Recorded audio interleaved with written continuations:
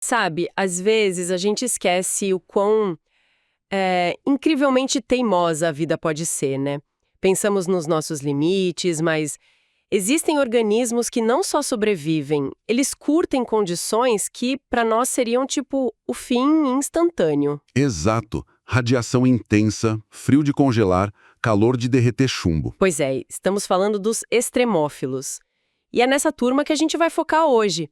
Vamos investigar como alguns micróbios e até animais microscópicos conseguem encarar níveis extremos de radiação, frio e calor. A base da nossa conversa são trechos de um artigo, né?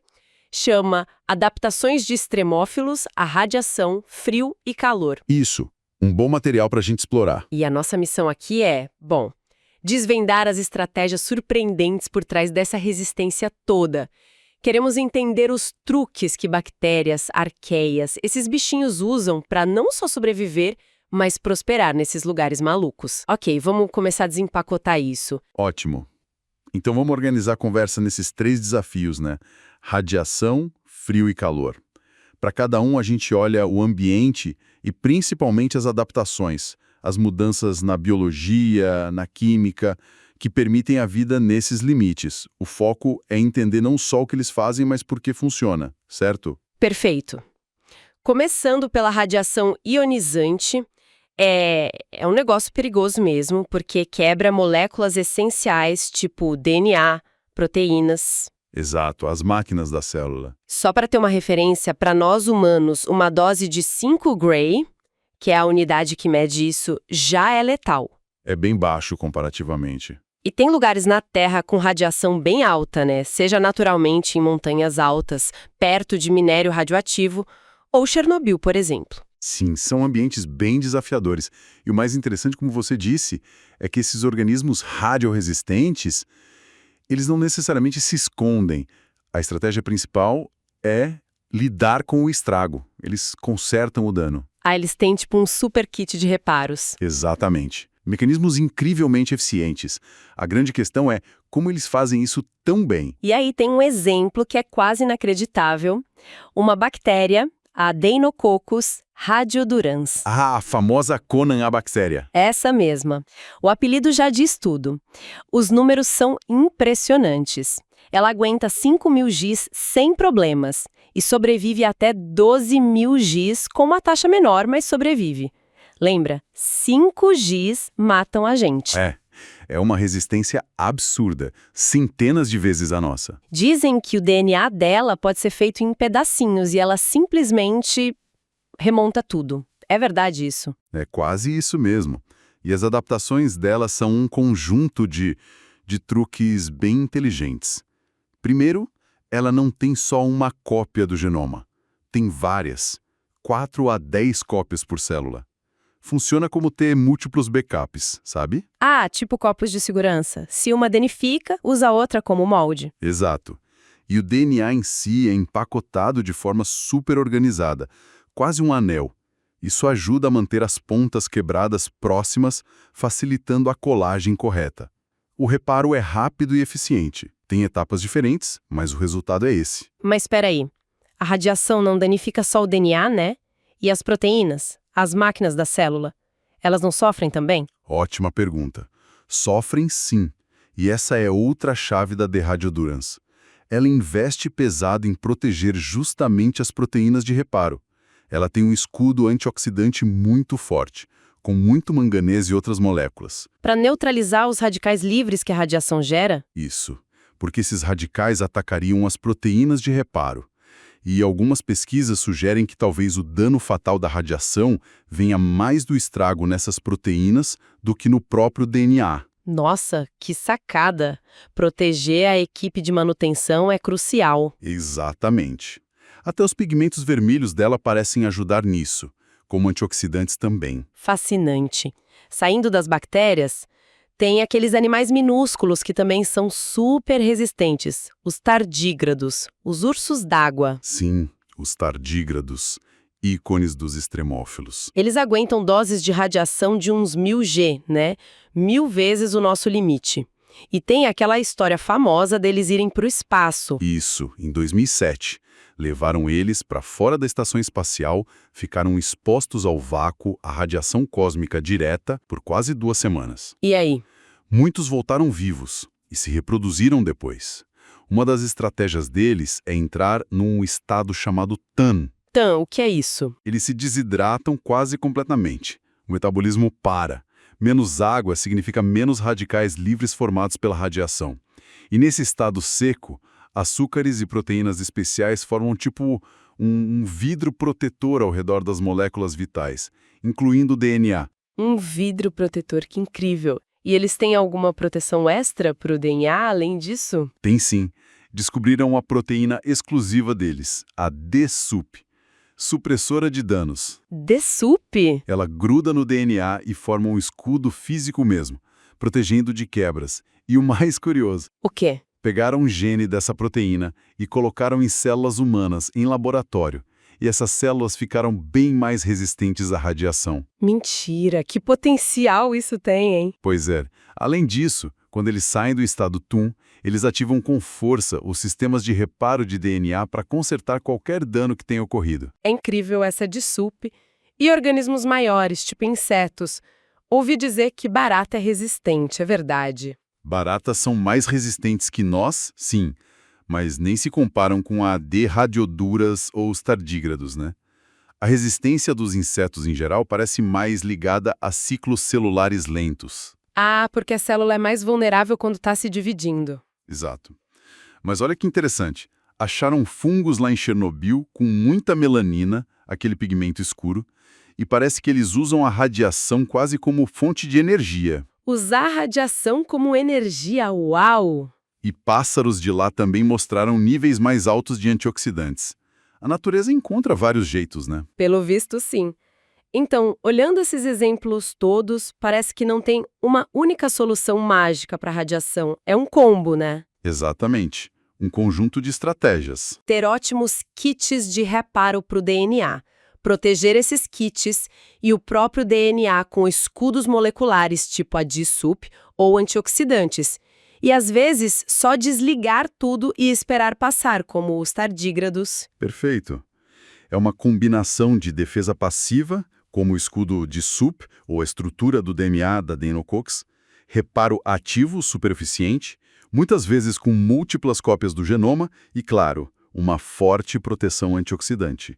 Ok, vamos mudar de extremo agora. Do calor da radiação para o frio congelante.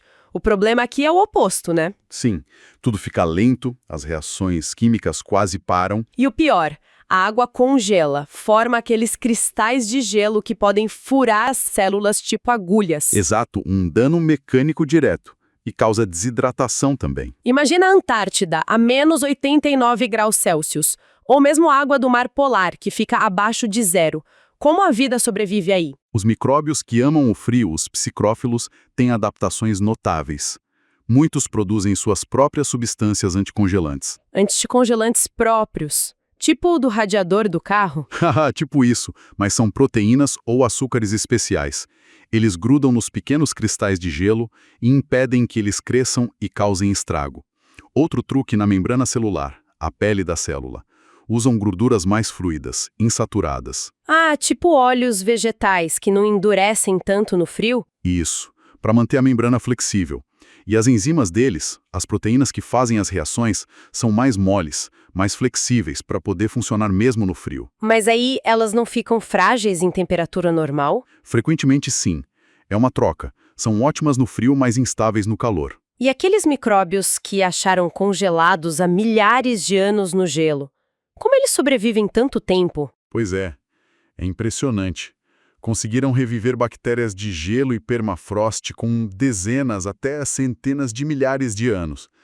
Acredita-se que ficam no estado dormente, metabolismo quase zero, talvez consertando danos muito lentamente ao longo dos séculos ou protegidos por crioprotetores naturais que eles acumularam. Incrível! E animais maiores?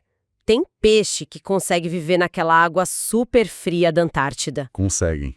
Os peixes nototeneoides, tipo o bacalhau antártico e o peixe-gelo, são mestres nisso. O sangue deles não congela. E por quê? Produzem glicoproteínas anticongelantes, as AFGPs. São moléculas que ficam no sangue e impedem o crescimento dos cristais de gelo. Mantém o sangue líquido mesmo abaixo de zero. Que legal! E como surgiram essas proteínas? Aí que tá o fascinante. Elas evoluíram a partir de um gene que originalmente fazia uma enzima digestiva lá no pâncreas. Não acredito. Reaproveitamento total de peças pela evolução. Exatamente. Uma adaptação muito engenhosa. E o peixe-gelo? Ele tem algo ainda mais estranho, não é? Eu ouvi falar que o sangue dele é transparente. Tem sim. É um caso único entre os vertebrados. O peixe-gelo antártico simplesmente não tem hemoglobina. Sem hemoglobina? Mas e o oxigênio? Então, isso só é possível porque a água da Antártida é extremamente fria e por isso muito rica em oxigênio dissolvido. O oxigênio vai direto no plasma. Eles compensam tendo corações maiores e bombeando mais sangue para levar esse oxigênio. O sangue é quase transparente, sim. Que adaptação radical. E engajo firme na Antártida. Tem aquela mosca sem asa, a Bélgica antártica. Exato. O único inseto nativo de lá.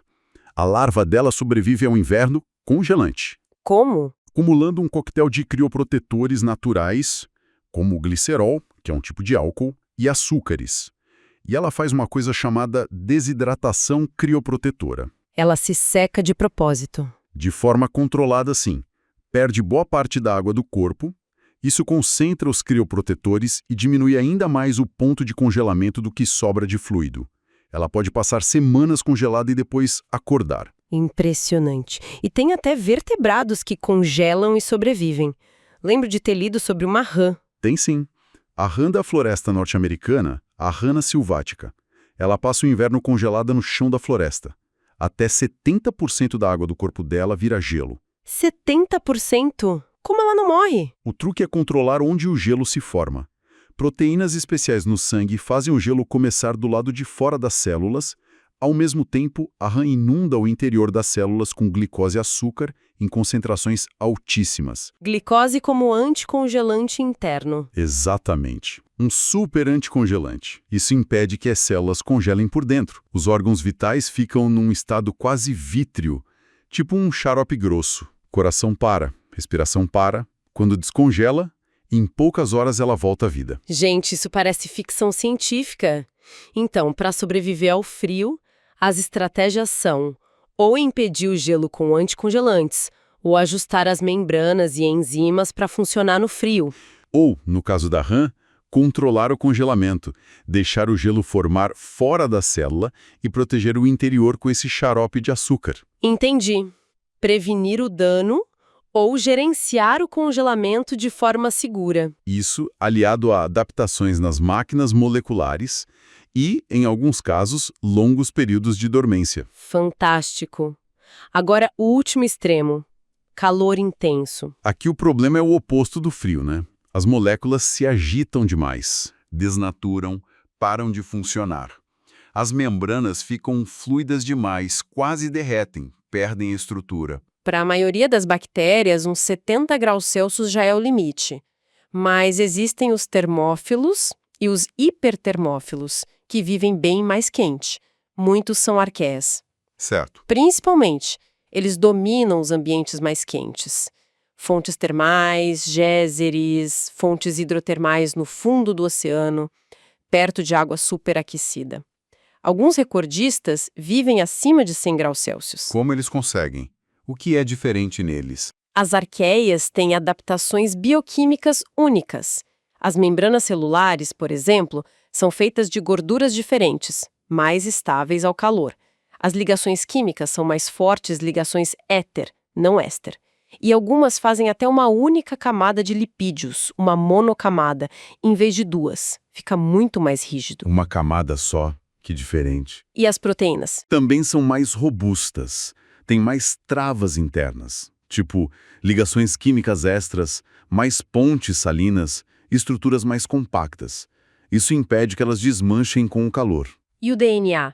Com tanto calor, ele não corre o risco de se separar? As duas fitas se abrirem? Corre sim. É um grande desafio. Para proteger, eles usam algumas táticas.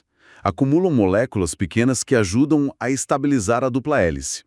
E tem uma enzima especialíssima chamada girase reversa, encontrada principalmente nos que vivem acima de 80 graus Celsius. Girase reversa. O que ela faz? Pensa nela como algo que super enrola o DNA, como torcer um elástico bem apertado. Isso torna muito mais difícil para o calor separar as duas fitas. É uma marca registrada dos hipertermófilos. Nossa, que mecanismo! E tem mais alguma coisa? Sim, eles contam muito com os chaperonas moleculares. São proteínas que ajudam outras proteínas a se dobrarem corretamente ou consertam aquelas que o calor conseguiu desmanchar. São como mecânicos celulares sempre de prontidão. E, claro, sistemas de reparo de DNA muito eficientes para consertar danos específicos causados pelo calor. Um exemplo que sempre me impressiona é o termos aquáticos, aquela bactéria de fonte termal que deu pra gente a enzima Taq polimerase, né? Essencial para o PCR. Exatamente. Uma ferramenta biotecnológica crucial que veio direto de um ambiente extremo. E acharam outras enzimas ainda mais resistentes ao calor em arqueias de fontes hidrotermais, usadas hoje também. A natureza como laboratório. Mas e os animais? Eles não chegam nessas temperaturas absurdas, né? Mas alguns vivem em lugares bem quentes. O verme de Pompeia. Ah, sim. Um caso clássico das fontes hidrotermais de profundidade. Ele vive naquelas chaminés vulcânicas submarinas. O ambiente dele é surreal, a água saindo a centenas de graus. Como ele sobrevive ali colado? Ele vive em tubos nessas chaminés. E ele experimenta um gradiente de temperatura enorme. A cauda pode ficar em água bem quente, talvez até uns 80 graus Celsius ou mais, segundo os estudos iniciais, enquanto a cabeça fica em água bem mais fria, uns 20, 30 graus. Mas a grande sacada parece ser um casaco de bactérias simbióticas que cresce sobre ele. Um casaco de bactérias? Como assim? Essas bactérias funcionam como isolante térmico, ajudam a desintoxicar a água e talvez até a dissipar o calor. Parece que sozinho o verme não aguenta temperaturas tão altas assim por muito tempo. Talvez uns 50, 55 graus Celsius.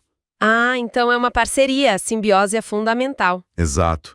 Ele também tem adaptações moleculares, claro, como o colágeno resistente ao calor. Mas a simbiose parece ser a chave para aquele ambiente específico. Que interessante.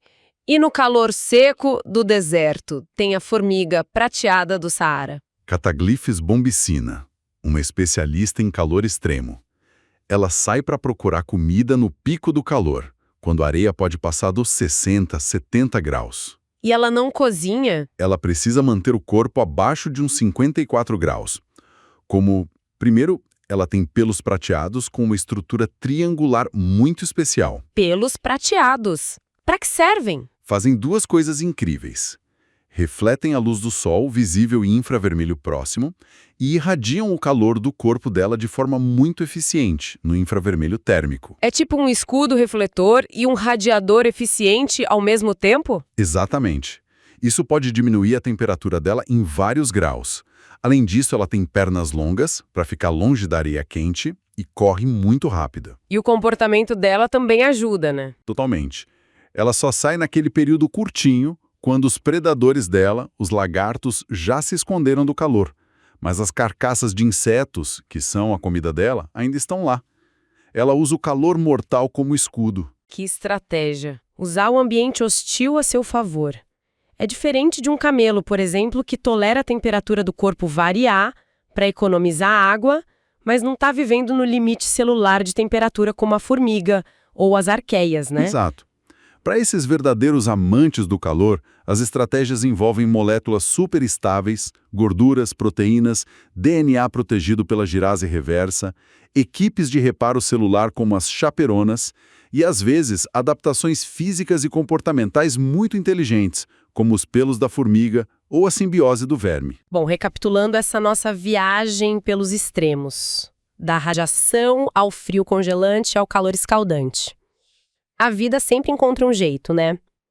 Então, o que tudo isso significa? Parece que os temas que se repetem são controle e reparo de danos muito eficientes. Sim, a capacidade de consertar é fundamental. O desenvolvimento de moléculas protetoras específicas, sejam anticongelantes, antioxidantes, escudos de DNA. Moléculas sob medida para cada desafio. E uma incrível capacidade de adaptar a maquinaria celular que já existia para novas funções, como aquela enzima digestiva que virou anticongelante. Reaproveitamento e inovação. E essas adaptações não são só curiosidades biológicas. Elas têm aplicações práticas imensas. Verdade, a gente já falou da TAC polimerase para o PCR. Exato. E as proteínas anticongelantes têm potencial para melhorar a preservação de alimentos, talvez até órgãos para transplante. A proteína DSUP dos tardígrados, Aquela do escudo de DNA? essa mesma, está sendo estudada como um possível radioprotetor. Já mostraram que ela pode proteger células de mamíferos em testes. E entender como a D-radiodurans repara seu DNA pode nos ensinar muito sobre reparo genético em geral. Estudar esses organismos realmente expande nossa noção do que a vida é capaz, né? Dos seus limites, da sua resiliência. Sem dúvida. Mostra que extremo é um conceito bem relativo, né? Depende do ponto de vista. A engenhosidade da evolução fica escancarada nesses exemplos. A bactéria que remonta o genoma estilhaçado, o tardígrado sobrevivendo ao espaço, o peixe sem hemoglobina, o verme namorando fontes vulcânicas. Compreender como eles fazem isso ensina princípios fundamentais sobre como a vida se mantém estável em nível molecular. É fascinante. É mesmo? E fica aqui uma provocação final para a gente pensar, né? As fontes que a gente usou sugerem que os extremófilos nos dão pistas sobre a possibilidade de vida fora da Terra, em mundos com condições que a gente considera hostis. Mas eles também apontam para fronteiras inexploradas aqui mesmo, na Terra. Como a biosfera profunda. Exato. Que outras formas de vida, talvez ainda mais estranhas, mais resistentes, podem existir lá embaixo, lidando com pressões esmagadoras, calor intenso, escuridão total. Usando estratégias bioquímicas que hoje a gente nem consegue imaginar. Fica a pergunta, né?